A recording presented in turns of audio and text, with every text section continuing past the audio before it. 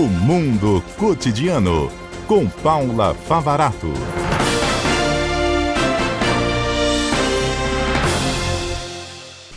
Olá, Paula Favarato, bem-vinda por aqui. Olá, Johnny, boa tarde, Adalberto e a todos. Boa tarde, Paula. Tava ouvindo a gente aí falando sobre perdão, Paula? Eu estava em uma reunião, mas já sabia do tema, estava acompanhando com o Adalberto. E você, como boa escorpiana, tá perdoando a gente pelo atraso no... Nenhum problema. Escorpiano, a questão do escorpiano é que ele não esquece, mas assim, a memória dele é complicada. Mas assim, nenhum problema, vamos lá. Ah, então tá bom, A Paula. Paula, ela tem que honrar as nossas origens, Paula. Eu falei que eu sou escorpiano meio fajuto, assim, que eu costumo perdoar, mas eu sei que a Paula é uma pessoa, assim, firme, forte, decidida, tá? Ô, Paula, hoje a gente vai falar da terra do Papai Noel, né?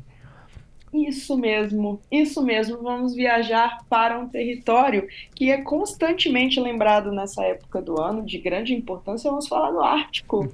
Eu posso falar Polo Norte ou Círculo Polar Ártico, é a mesma coisa? Pode sim. A região do Ártico pode ser denominada geograficamente das duas maneiras. São 14,5 milhões de quilômetros quadrados de alta latitude, puro gelo, aonde os verões, ô Johnny, os curtos verões, têm temperaturas em torno de 10 graus Celsius. Então é perfeito para o Adalberto, que quando nubla e vira vento sul, ele já reclama nas redes sociais. Pensa Adalberto vivendo em um lugar onde os curtos verões chegam a no máximo 10 graus Celsius. Vamos pensar no humor de nosso amigo. Num ambiente Misericórdia. comum. No meu caso aí, Paula, assim, eu sou uma pessoa bem humorada, mas eu não ia ter humor não, tá? Eu ia preferir passar essa experiência. Espero ver... Pois é. Imagina no inverno tudo escuro, né? É um lugar geograficamente muito peculiar, muito diferente, né, Johnny? Esses verões de 10 graus Celsius. E na época do verão, por causa da inclinação do eixo da Terra, a Terra não está retinha, ela está ligeiramente inclinada. Nesses 3 meses de verão, na região do Ártico, ocorre aquele curioso fenômeno do sol da meia-noite. O sol não se põe, né? Os dias intermináveis, que quanto mais alta a latitude, maior a incidência solar nessa época do ano. Então é um lugar de uma paisagem extremamente peculiar. Ô, Paula, e quem é o dono do Polo Norte? Porque a gente está falando aqui de gelo, né? O que dá para ver ali naquela camada de cima, mas é uma região riquíssima, inclusive, do ponto de vista energético, né? Perfeito, não só do ponto de vista energético, né? Mas vamos começar. Vamos então inverter um pouco, né, Johnny? Vamos falar desses recursos para depois falar quem são os donos Bora. dessa área.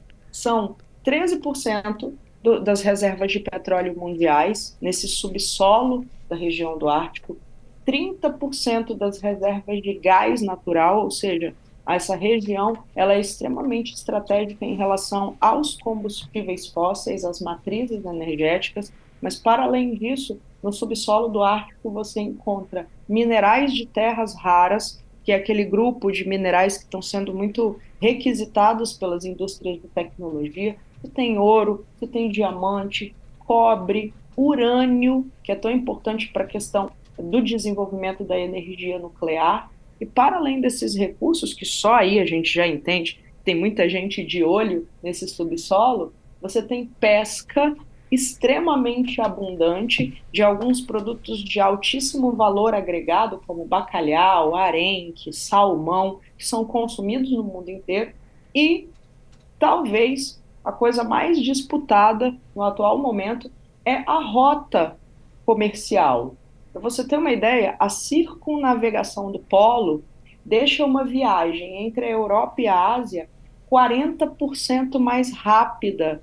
Então, é uma maneira de você encurtar os tempos de deslocamento para produtos que são comercializados no mundo inteiro. Então, olha quanta coisa de importante a gente tem nessa região do Polo Norte. Respondendo à sua Paula, pergunta... eu vi uma vez uns navios russos, aqueles quebra-gelos, para ir passando, para conseguir abrindo caminho ali. São navios altamente, extremamente poderosos, assim, para conseguir ir quebrando aquelas camadas de gelo e atravessar aquela parte, né, para fazer essas rotas mais rápidas. Pois é, e é uma região de tanto interesse, e a Rússia é realmente o país que mais domina essas rotas, e inclusive cobra pedágio dos navios para passarem, justamente porque ela tem toda uma experiência em navegar em mares congelados, né? O litoral russo é integralmente formado por áreas que ficam congeladas em uma época do ano. Então, eles desenvolveram essa tecnologia dos incríveis navios quebra-gelo, que vão literalmente abrindo as avenidas nos oceanos, e isso faz com que ela lucre muito cobrando pedágio dos navios que passam por lá. E o interessante, Johnny, é que o pedágio é caro, eu não saberia te dizer o quanto agora de imediato, é um pedágio caro, mas os países que têm a necessidade dessas rotas pagam, e pagam felizes porque deixam suas viagens 40% mais rápidas. O dinamismo circulando pelo polo é muito maior. E, infelizmente, por conta do aquecimento global, como as camadas de gelo estão derretendo nos polos, essas rotas de comércio tendem a ficar mais expandidas, elas tendem a ser mais usadas nos próximos anos como desdobramento das alterações climáticas que a gente vem enfrentando. E é justamente a Rússia, por conta dessa experiência, que mais vem a lucrar com as rotas comerciais, por causa da experiência histórica que ela tem de conviver em um ambiente muito parecido com o ambiente do Ártico. Você já ia falar quem são os donos, né? A Rússia é um desses donos? Isso. Vamos lá.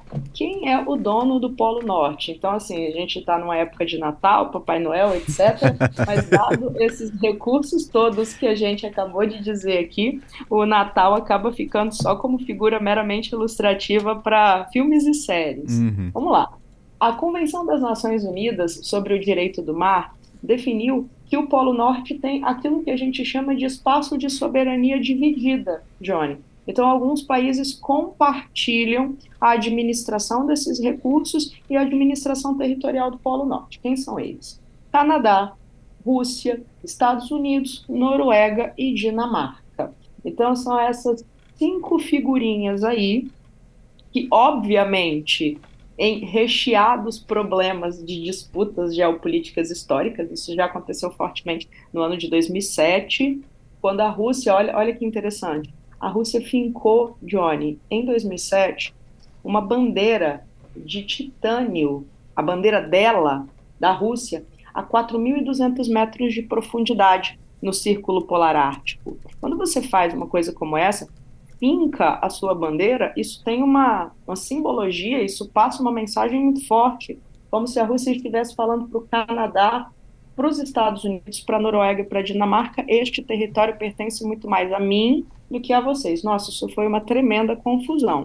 E a mesma coisa aconteceu, disputas territoriais envolvendo aí mais os Estados Unidos e os russos, brigas internas, porque guarda compartilhada é um grande problema quando a gente fala desses recursos como todo, em 2022, né? Depois daquela intensificação dos conflitos com a Ucrânia, o início da guerra, até a região do Ártico entrou nessa disputa justamente por causa desses recursos tão ricamente oferecidos nesse ecossistema, que ainda por cima, né, Johnny, é muito responsável por produzir várias pesquisas climáticas, pesquisas de recursos genéticos.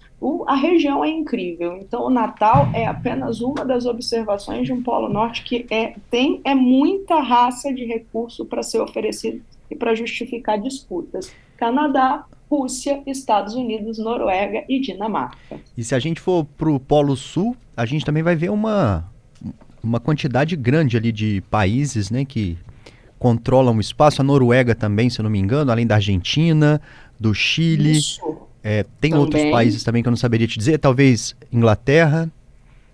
Também a Inglaterra tem ali um território ultramarino perto da Argentina, na verdade, dentro do mar territorial da Argentina, que são as Ilhas Malvinas, Isso. as Falkland. Isso faz com que ela fique perto dessa região ao sul, que também é extremamente recheada de recursos, mas é mais utilizada para pesquisa, Johnny.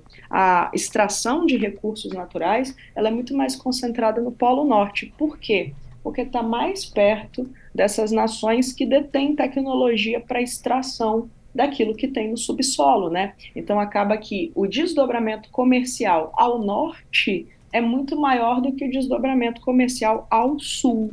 As áreas polares apresentam mais ou menos as mesmas características, mas a exploração é maior no hemisfério norte por uma questão de proximidade física. Ô Paulo, agora a gente vendo aí a Rússia em conflito com a Europa, né? Porque a Europa toda está de cara virada, digamos assim, para a Rússia, tentando acabar com essa guerra. Estados Unidos, a gente está vendo a ofensiva aí no mundo todo, por questões também, acredito, relacionadas a dinheiro, né? A gente está vendo o que está acontecendo na Venezuela, agora confiscaram um navio de petróleo, enfim. Nós estamos falando de uma região extremamente rica, que ainda não tem um dono oficial, mas um inimigo como a Rússia está lá com a sua bandeira. Isso pode trazer à tona aí uma disputa mais intensa nos próximos anos? Como é que você enxerga isso? Ou vai continuar essa aguinha morna? Não, a aguinha morna e Polo Norte não combinam definitivamente. Olha, o que a gente vai ter aí é, com certeza, nos próximos anos, a intensificação da exploração desses recursos. A gente fala muito do petróleo e do gás natural, mas eu apostaria mais nas disputas pelas terras raras, pelos minerais de tecnologia, né? Então, a gente tem aí uma tendência gigante à intensificação da demarcação desses territórios, justamente porque a gente está mexendo aí com 5 países, dos quais eu diria que 2 são extremamente problemáticos, que são a Rússia e os Estados Unidos, né? O Canadá normalmente não quer guerra com ninguém, Noruega e Dinamarca também são 2 países reconhecidamente pacíficos, mas você vai ter aí o acirramento das disputas, principalmente pela mão dos russos e pela mão dos americanos. E pensa comigo, né? Toda vez que a gente fala de Rússia, fala dos Estados Unidos, fala de um governo Trump que tem essa característica expansionista que você acabou de citar aí, e que está envolvido em problemas na retrospectiva desse ano, teremos que falar do tanto de coisa que partiu dos Estados Unidos em apenas um ano de governo do Donald Trump. Então, não, a aguinha morna, não, o negócio vai ferver no Polo Norte nos próximos anos, porque a gente está falando de uma região recheada de recursos de grande interesse internacional. A ONU vai ter muito trabalho para mediar essa soberania dividida e compartilhada desses 5 países. Sem contar que a China, correndo por fora, também é uma grande interessada na região. Então, ela não tem posse, mas ela tem interesses. Paula, obrigado, tá, por mais esse comentário aqui. A gente fica te esperando na semana que vem. Um grande abraço a todos, uma excelente semana e a gente se vê na próxima quinta. E eu já deixei um desafio pra Paula na próxima quinta, tá, Johnny? Qual o desafio? Vai ser a última quinta-feira que vai ter CBN Cotidiano, né? Porque as próximas vão cair aí no Natal e no Ano Novo, 25 de 1º. E semana que vem com a Paula a gente vai relembrar os fatos geopolíticos que marcaram esse mundo tumultuado, esse ano agitado de 2025. O top 5 dos fatos que marcaram a geopolítica. Coitada da Paula, para resumir. Vamos ir. Como é o último CBN cotidiano do ano de 2025, esse ano tão atribulado, eu vou ver direitinho aqui na agenda. Quem sabe a gente não consegue fazer daí do estúdio uma despedida de 2025. Vai ser maravilhoso. Que seja uma promessa cumprida em 2025. A gente vai te esperar, tá, Paula? Vamos tentar o máximo possível. Um abraço a todos e até a retrospectiva na semana que vem. Até lá, um abraço para você também.